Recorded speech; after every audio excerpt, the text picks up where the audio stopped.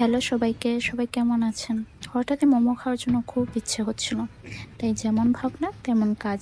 তাহলে চলো শুরু করা যাক। প্রথমে আমি এখানে 2 কাপ পরিমাণ আটা নিয়েছি এবং 2 চা চামচ সাদা তেল দিয়েছি। এখানে স্বাদ মতো লবণ, একটু গোলমরিচ গুঁড়া, এটা অবশ্য অন্য চাইলে স্কিপ করতে পারেন, আমার এই ফ্লেভারটা ভালো লাগে দেখে আমি দিই। এখন সবগুলো উপাদান ভালোভাবে মিশিয়ে নেব। ভালোভাবে ময়াম দেওয়া হয়ে গেলে তারপর রুম টেম্পারেচারে অল্প অল্প করে পানি দিয়ে একটা ডো তৈরি করে নিব। এই ডোটাকে 10 থেকে 15 মিনিটের জন্য রেস্টে রেখে দিব। এখন মোমোর ভিতরে পুরটা তৈরি করে নিব। চিকেন মোমো তো অনেক খেলাম, তাই ভাবলাম আজকে এগ মোমো তৈরি করি। তো এখানে কুচি করে কাটা পেঁয়াজ আর গাজর নিয়ে নিয়েছি। এখানে 1 চা চামচ লবণ আর 1 চা চামচ গোলমরিচ গুঁড়া দিয়ে দেবো। তারপর কুচানো কাঁচামরিচ দিয়ে সবগুলো উপাদান ভালোভাবে মিশিয়ে নেব। এই মিশ্রণটি কিছু সময়ের জন্য রেখে দিব। এই মোমোটির আসল উপাদান হলো ডিম, তাই এখন দুটো ডিম একসাথে ভেঙে এর মধ্যে 1 চিমটে লবণ মিশিয়ে ভালোভাবে ডিমটা ফেটিয়ে নেব। ডিমের এই মিশ্রণটা ভালোভাবে ফেটানোর পর একটা কড়াইয়ে এই ডিমটা দিয়ে ভালোভাবে ভেজে নিব। এখানে একটা জিনিস খেয়াল রাখতে হবে, ডিমটা যেন বেশি ভাজা না হয়। এখানে আমি দেখিয়ে দিচ্ছি, মোটামুটি 80% মতো ডিমটা ভেজে নিলেই হবে। একটা কথা শেয়ার করি, আমি আসলে বাইরে মোমো কখনো ট্রাই করি নাই। যা খেয়েছি বাসায় নিজেই চিকেন মোমো ট্রাই করে খেয়েছি, আর এই প্রথম এগ মোমো আজ বানালাম। আমার ডিম ভাজা শেষ। এখন আগে তৈরি করা মিশ্রণ গাজর এবং পেঁয়াজ থেকে দেখবেন অনেকটাই পানি ছেড়ে দিয়েছে।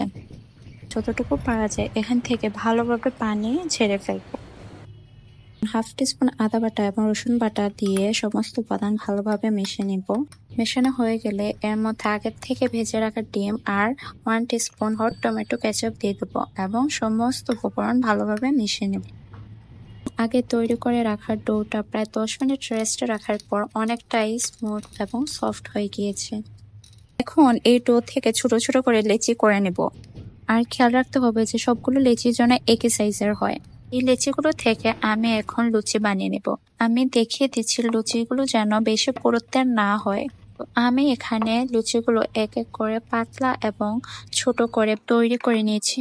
সবগুলো লুচি আমার তৈরি করা শেষ, আর আমি এখানে সবগুলো লুচি একই সাইজে রাখার চেষ্টা করেছি।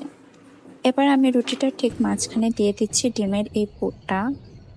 এবার আমি এই মোমোগুলো ভাজ করে নিব। আমি আমার পছন্দ অনুযায়ী মোমোগুলো ভাজ করে নিচ্ছি।